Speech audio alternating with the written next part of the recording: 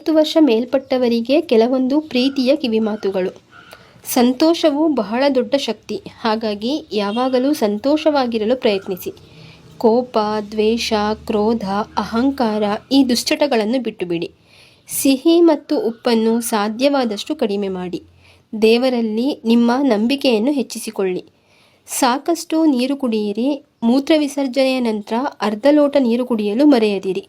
ವ್ಯಾಯಾಮ, ನಡಿಗೆ, ಸೈಕ್ಲಿಂಗ್ ಇವುಗಳಲ್ಲಿ ಯಾವುದಾದರೂ ಒಂದನ್ನಾದರೂ ನಿಯಮಿತವಾಗಿ ಮಾಡಿ. ದಿನವಿಡೀ ಒಂದೇ ಜಾಗದಲ್ಲಿ ಕೂತಿರದೆ ಪ್ರತಿ ಅರ್ಧ ಗಂಟೆಗೆ ಒಮ್ಮೆ ಎದ್ದು ಸ್ವಲ್ಪ ಓಡಾಡಿ. ಬದುಕಲು ತಿನ್ನಿರಿ, ಆದರೆ ತಿನ್ನುವುದಕ್ಕಾಗಿಯೇ ಬದುಕದಿರಿ. ಎಣ್ಣೆಯ ಕುರುಕಲು ತಿಂಡಿಗಳನ್ನು ಕಡಿಮೆ ಮಾಡಿ.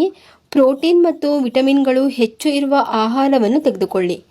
ದಿನಕ್ಕೆ 2 ಬಾರಿಗಿಂತ ಕಾಫಿ ಅಥವಾ ಚಹಾವನ್ನು ತೆಗೆದುಕೊಳ್ಳಬೇಡಿ. ಟೀ ಅಥವಾ ಕಾಫಿಯ ಅಭ್ಯಾಸವನ್ನು ಕಡಿಮೆ ಮಾಡಿದರೆ ಇನ್ನೂ ಒಳ್ಳೆಯದು. ಅದರ ಬದಲು ಆರೋಗ್ಯಕರ ಪೇಯವನ್ನು ಕುಡಿಯಿರಿ. ಮೋಹ, ವ್ಯಾಮೋಹಗಳನ್ನು ಬಿಟ್ಟುಬಿಡಿ. ವರ್ಷಕ್ಕೆ 2 ಬಾರಿ ಚಿಕ್ಕ ಚಿಕ್ಕ ಪ್ರವಾಸಗಳನ್ನು ಮಾಡಿ. ವಿದೇಶಿ ಪ್ರವಾಸಗಳನ್ನು ಆದಷ್ಟು ಕಡಿಮೆ ಮಾಡಿ. ಯಾರನ್ನೂ ಟೀಕಿಸಬೇಡಿ ಮತ್ತು ದ್ವೇಷಿಸಬೇಡಿ. ಮಕ್ಕಳು ಬೆಳೆದಿರ್ತಾರೆ. ಅವರ ವಿಷಯಗಳಲ್ಲಿ ಅತಿಯಾಗಿ ಮೂಗು ತೂರಿಸಬೇಡಿ.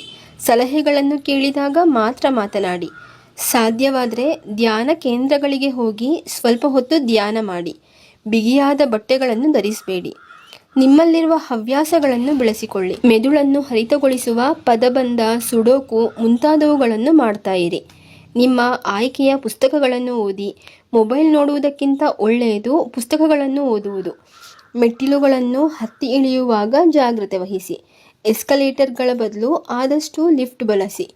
ನಿಯಮಿತವಾಗಿ ಆರೋಗ್ಯ ತಪಾಸಣೆಯನ್ನು ಮಾಡಿಸಿ. ವೈದ್ಯರ ಸಲಹೆಯನ್ನು ಅನುಸರಿಸಿ.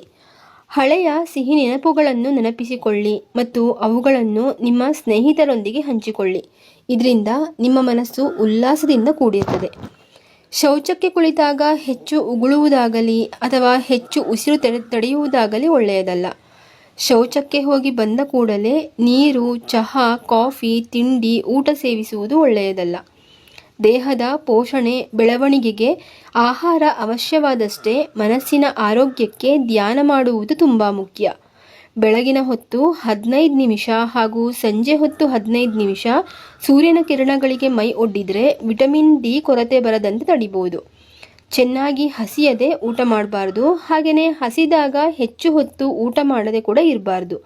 ಹಣ್ಣುಗಳು, ಹಸಿ ತರಕಾರಿಗಳು, ನೆನೆಸಿದ ಬೇಳೆಕಾಳು ಇತ್ಯಾದಿಗಳನ್ನು ನಿತ್ಯ ಆಹಾರದಲ್ಲಿ ಉಪಯೋಗಿಸುವುದು ಉತ್ತಮ.